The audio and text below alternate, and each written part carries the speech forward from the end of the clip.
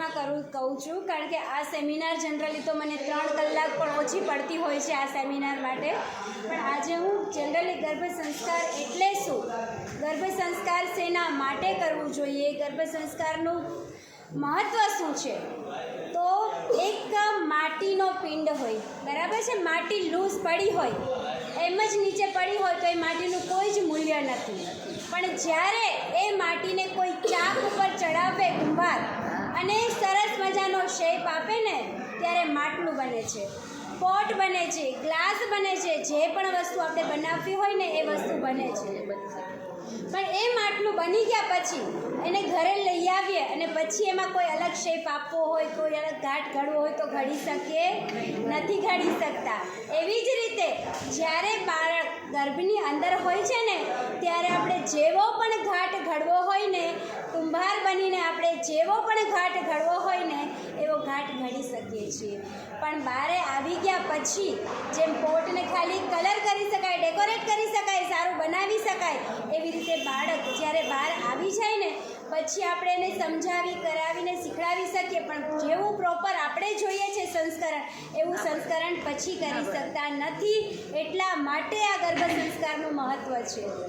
લાકડું છે ને, લાકડું એને ગમે એવો ઓફ મસ્ત આપીએ અને આપણે ફર્નિચર, આ ખુરશીઓ બધું બનાવી શકીએ છીએ.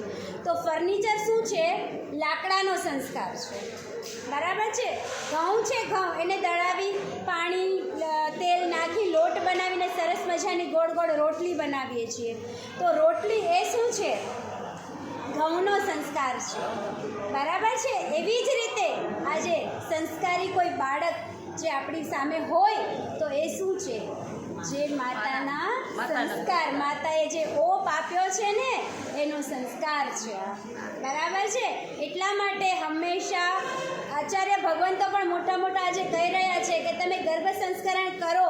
પછી એવું નહીં કહેતા મારું બાળક માનતું નથી, મારું બાળક ટીવી મોબાઈલ મૂકતું નથી, મારા બાળકને દેરાસર જવું ગમતું નથી.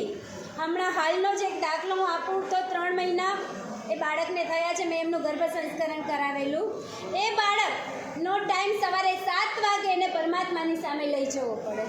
જો 7 ને 10 મિનિટ થઈ પૂજા કરવા લઈ જતા 10 મિનિટ લેટ થયું અને એનું જે રડવાનું ચાલુ થાય તો જ્યાં સુધી એને પરમાત્મા ન દેખાડો ને ત્યાં સુધીનું રડવાનું બંધ ન થાય. દિવસના કાંઈ પણ એને તકલીફ પડી હોય ને કાંઈ પણ સ્તવન, કાંઈ પણ ધાર્મિક વાતો સ્ટાર્ટ કરો ને એટલે એનું બધું જ રડવાનું બંધ. હા, મોરબીનો જીવતો જાગતો દાખલો છે, તમને નામ સહિત કહી દઉં. મોરબીના સંગીતકાર ભાવેશભાઈ દોશી, એના દીકરીના ઘરે દીકરો આવેલો છે, એની જ હું આ વાત કરું છું. ક્યારેક તમને સાક્ષાત કોઈને પૂછવાનું થાય તો તમે પૂછી પણ શકો છો, બરાબર છે. હવે આ ગર્ભ સંસ્કરણ શોર્ટમાં જ આજે મારે કહેવું છે એટલે હું થોડું જ કહીશ કે કઈ કઈ રીતે થાય. આપણા ટોટલ જૈન શાસનમાં 16 સંસ્કાર બતાવેલા છે. એમાં વિવાહ સંસ્કાર પણ આવે, શ્રીમંત સંસ્કાર પણ આવે અને પુંસવન સંસ્કાર પણ આવે. જ્યારે 5મા મહિને બાળકના હાડકાં ડેવલપ થતા હોય, બોન ડેવલપ થતા હોય, ત્યારે 5મા મહિને ત્યારે હાડકાના કણે કણમાં, બ્લડના એક એક અણુમાં આપણે ધાર્મિક આપણા જૈન શાસનના મંત્રોની અસર પહોંચાડવાની હોય છે, બરાબર છે. હું શું કરું છું 5મા મહિને, હું શું કરાવું છું અત્યારે એની હું શોર્ટમાં વાત કરું તો હું જે જગ્યા પર જે માતા રહેવાની છે ને એ જગ્યા ઉપર પહેલાં તો પરમાત્માને લઈ આવવાના, પરમાત્માને ઘરે પધરાવવાના, સ્નાત્ર પૂજા કરવાની અને સ્નાત્ર પૂજા કર્યા પછી પરમાત્માનું સ્પર્શ થયેલું જે નવણ જળ છે ને એ નવણ જળ લેવાનું.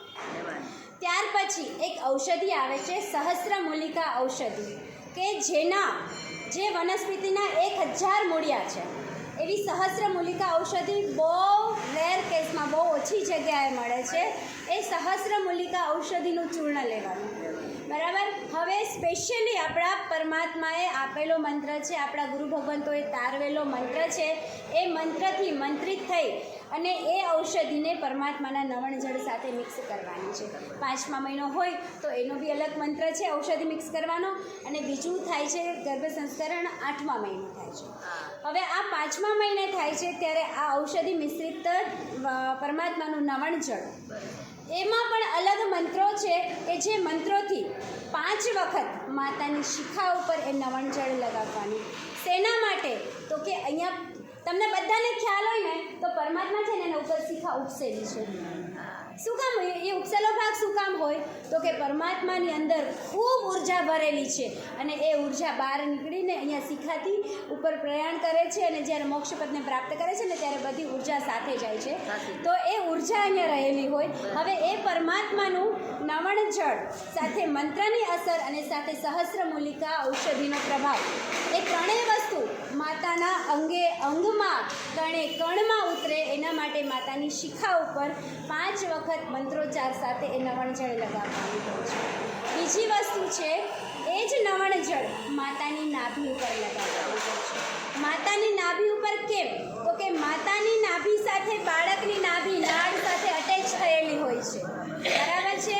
તો એ નાભી ઉપર તમે જ્યારે નવણ જળ લગાડો છો ને ત્યારે સીધી બાળકના અંગમાં એની ઉર્જા પ્રસરે છે. બરાબર. તો આ એક વિધાન આ થયું. બીજું વિધાન જે અહીંયા મારા દાદા પણ તમને સામે દેખાતા હશે, મારા સિમંદર દાદા અને સિદ્ધચક્ર, મારી લાઈફમાં 400નું અમૂલ્ય મહત્ત્વ છે, અનમોલ મહત્ત્વ છે. સિમંદર દાદા, સિદ્ધચક્ર, શક્રસ્તવ અને સરસ્વતી માતા. આ ચારની બનાવેલી 4 દિવાલ વચ્ચે અમે લોકો રહીએ છીએ એવું કહી શકીએ. હવે હું જે માતા છે ને એની પાસે સિદ્ધચક્ર પૂજન આખું કરાવું છું. જી, હું પણ દરરોજ 365 દિવસ હું સિદ્ધચક્ર પૂજન કરું છું. અને એ માતા પાસે સિદ્ધચક્ર પૂજન શું કામ કરાવવાનું તો કે જે માતાની અંદર રહેલું બાળક માતા સાથે અટેચ થયેલું છે ને એ 9 પદની પૂજા કરશે. 16 વિદ્યાદેવીનું પૂજન આવે છે. બરાબર છે. બધી જ વિદ્યાદેવીઓ બાળક ઉપર હંમેશા પ્રસન્ન રહે, ખૂબ બુદ્ધિવાન બને બાળક, એના માટે વિદ્યાદેવીનું પૂજન થાય છે. લબ્ધિપદનું પૂજન થાય છે. બધી જ લબ્ધિઓ બાળકને મળે. જ્યારે બાળકનું અવતરણ આ દુનિયામાં થાય ને ત્યારે બધી જ લબ્ધિઓ સાથે લઈને આવે. ભલે મારા પરમાત્મા જેટલી લબ્ધિ નથી પણ અંશ માત્ર લબ્ધિ એની અંદર પણ આવે એવી ભાવના સાથે લબ્ધિપદનું પૂજન કરાવીએ છીએ. 9 ગ્રહ બાળકને હંમેશા અનુકૂળ. બધાની ઘણી વખત ફરિયાદ હોય છે, મને મંગળ નડે છે, મને શનિ નડે છે, મને રાહુ નડે છે. જનરલી કોઈ પણ ગ્રહ નડતા હોતા જ નથી. એ તો દેવ છે, પરમાત્માના ભક્ત છે.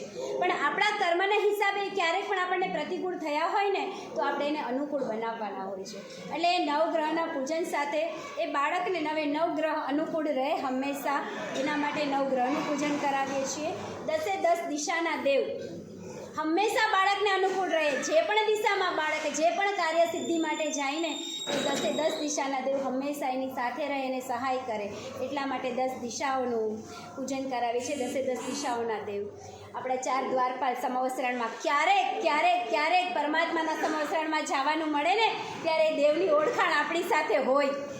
બરાબર છે કે આપણને પરમાત્મા પાસે જલ્દી જવા દે. 4 દ્વારપાલ છે, 4 વીર પુરુષ, આપણા માણીભદ્ર દાદા, 4 બધું આપણા સિદ્ધચક્ર પૂજનમાં કયા દેવ દેવી નથી, બધા જ.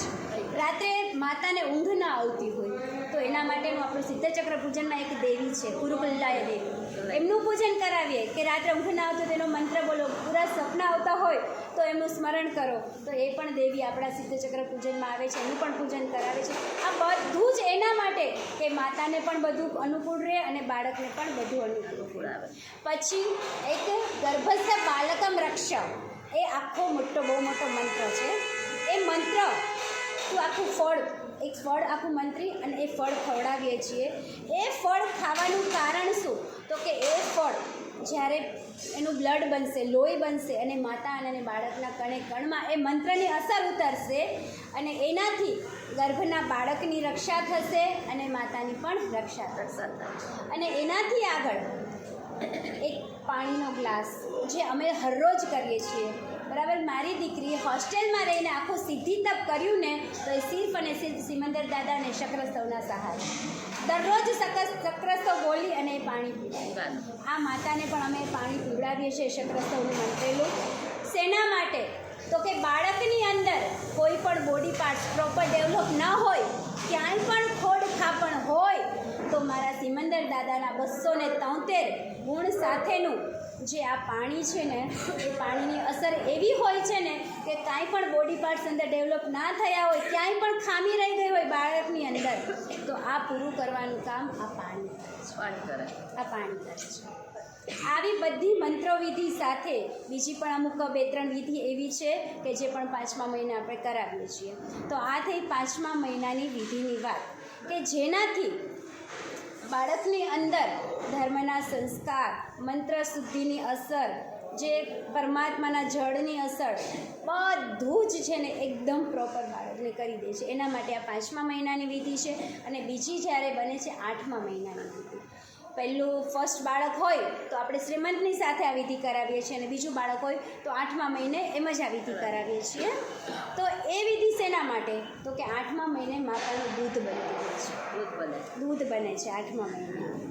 એ દૂધને મંત્રિત કરવા માટે લોકો કહે છે ને, કોની માતાનું દૂધ પીને આવ્યો છું કે આટલો શૂરવીર, આટલો ખમીર, બરાબર છે? તો એ દૂધ માટેની 8મા મહિનાની વિધિ હોય છે. જે બધી વિધિઓ જે આમાં બતાવી, અમુક આમાંની વિધિ છે, અમુક બીજી અલગ વિધિઓ છે કે જેનાથી દૂધ મંતરવાનું હોય. અને બાળક જ્યારે પૂરી રીતે ડેવલપ થઈ ગયું છે પણ હજી પણ કાંઈ બાળકની અંદર તમે સીટી સ્કેન મતલબ કરાવવા જાઓ પણ તો કે ભાઈ બાળકની અંદર આ ખામી છે કે આ પ્રોબ્લેમ છે, આ પ્રોબ્લેમ છે, કોઈ મેન્ટલી પ્રોબ્લેમ હોય, કોઈ ફિઝિકલ પ્રોબ્લેમ હોય, તો એ બધા પ્રોબ્લેમ આ 8મા મહિનાની વિધિથી 99.99% દૂર થઈ જાય છે. 1% એવું હોય કે એનું બહુ નિકાચિત કર્મ હોય તો વસ્તુ નથી, નહીં તો 99.99% અમે લોકોએ જોયેલા છે. ડૉક્ટરે કીધું હોય કે આ ખામી છે અને આ વિધિ કર્યા પછી 15 દિવસે જ્યારે ફરીથી બતાવવા ગયા હોય ને ત્યારે આ ખામી જતી પણ રહી હોય છે. એ આપણા પરમાત્માની અને મંત્રની અસરનો પ્રભાવ છે. આ બધી વિધિઓ થયા પછી શ્રીમંત વખતે જે રાખડી બંધાય છે, જે ખોળો ભરાય છે, શ્રીફળ પણ આપણે જૈન વિધિથી મંત્રીને કરીએ છીએ. રાખડી બાંધીએ છીએ એ પણ આપણે જૈન વિધિથી મંત્રીને. ચંદન પીવડાવવાની વાત હોય તો એ પણ આપણા જૈન વિધિથી મંત્રીને. પછી જે ચંદન પીવડાવાય છે, ચંદન પીવડાવવાનું કારણ શું? બાળકના રૂપ માટે, બરાબર છે? ચંદન શેના માટે પીવડાવે છે? બાળકનું રૂપ ખીલે એના માટે. તો એ આપણા મંત્ર સાથેનું ચંદન હોય ને તો બાળકનું અદ્ભુત રૂપ ખીલે છે, અદ્ભુત રૂપ ખીલે છે. એ બધી વિધિ પછી આપણે 14 સ્વપ્ન, પરમાત્માનું પારણું, એ આખો 3-4 કલાકનો ઇવેન્ટ હોય છે. આખો એક સ્વપ્ન સમજાવીએ છીએ કે એક સ્વપ્ન અત્યારે જે વાત કરી 14 સ્વપ્ન આવે છે. તો માતાને, પરમાત્માની માતાને આ સ્વપ્ન આવ્યું એનું રીઝન શું? અને એ સ્વપ્ન આવનારા બાળકની માતાને બતાવવાનું છે તો એનું પણ રીઝન શું? એ બતાવતા 14 સ્વપ્નને વાંચતે લઈ આવીએ, પરમાત્માનું જન્મ વાંચન કરીએ, પરમાત્માનું પારણું ઝુલાવીએ, હાલરડું ગાઈએ. આ બધી જ વિધિ બીજી 3 કે 4 કલાકના ઇવેન્ટથી થતી હોય છે. એટલે આવું શોર્ટમાં તમને અત્યારે મેં જે હતું એ કહ્યું છે. બાકી તો ઘણી બધી મોટી વાતો છે પણ એ બધી અવસરે આપણે ક્યારેક સમજીશું.